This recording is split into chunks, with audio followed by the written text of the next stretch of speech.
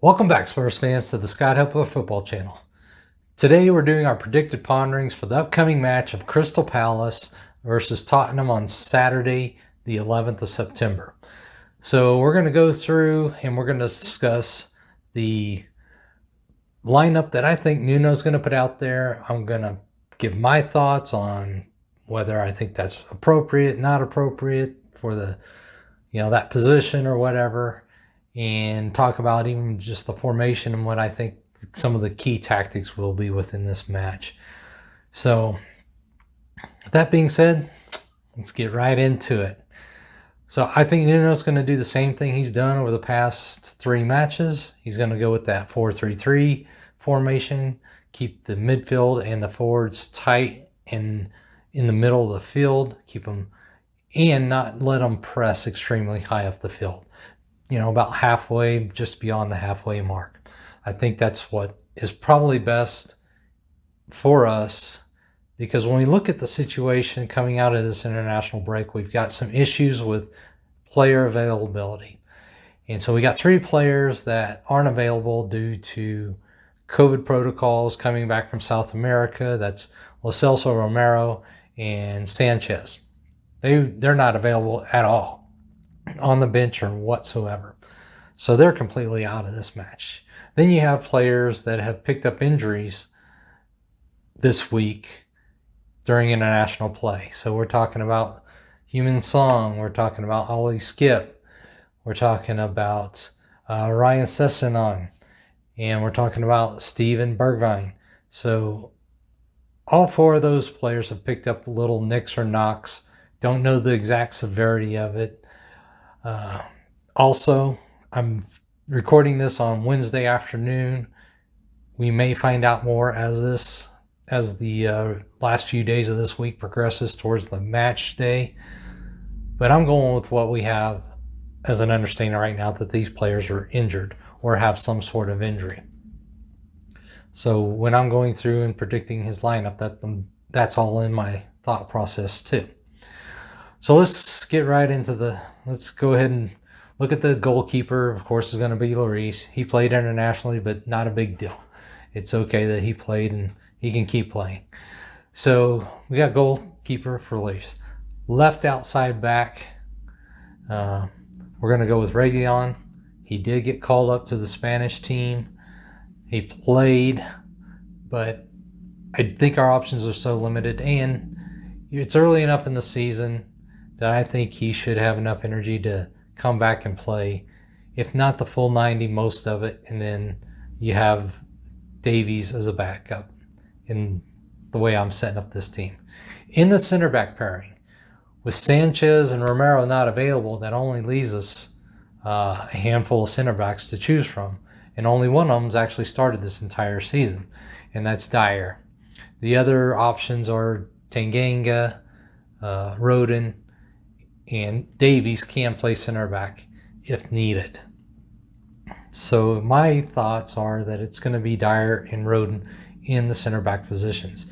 That way you've only removed one of the people that have been starting the first 3 matches in the back line thus far.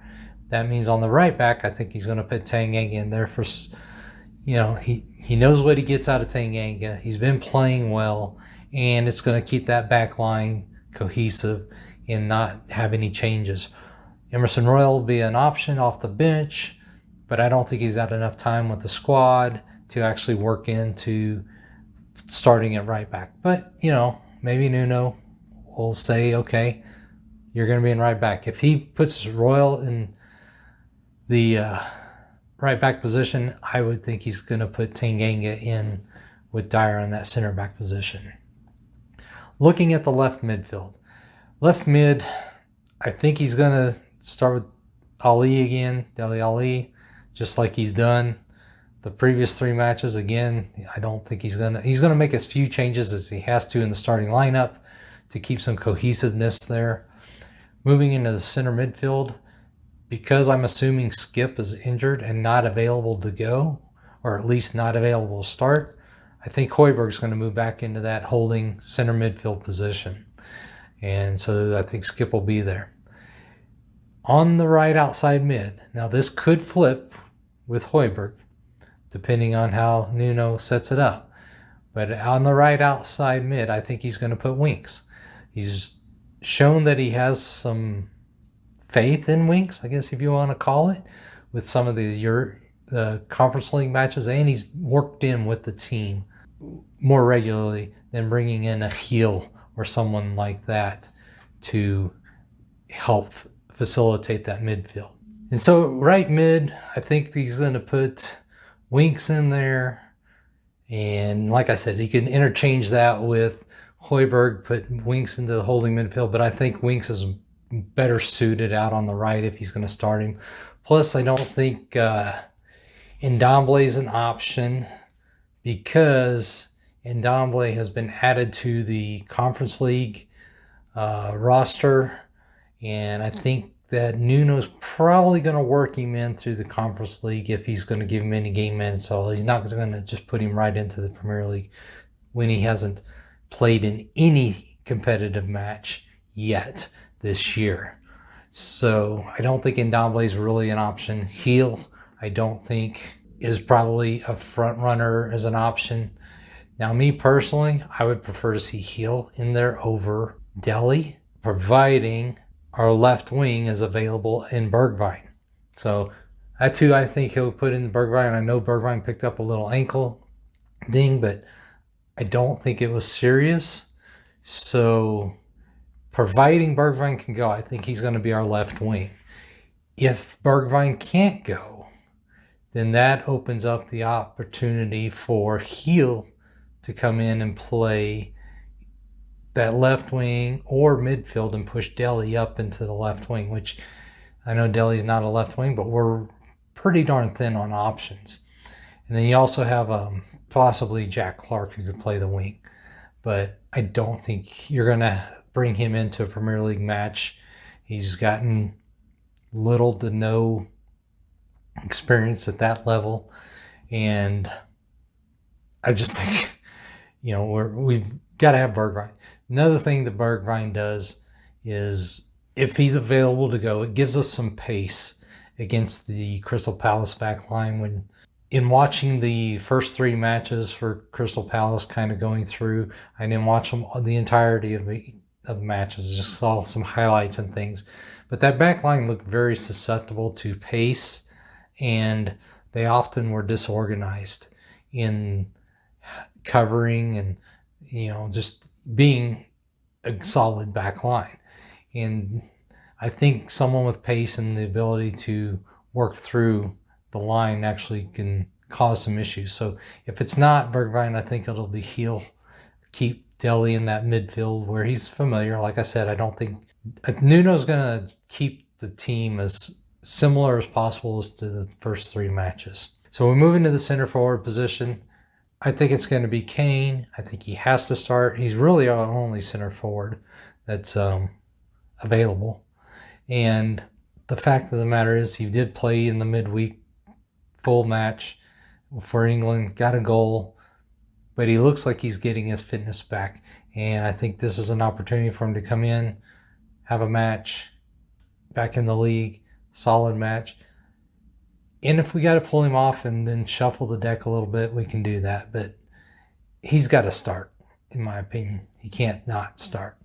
And then out on the right wing, I think we're going to have Mora.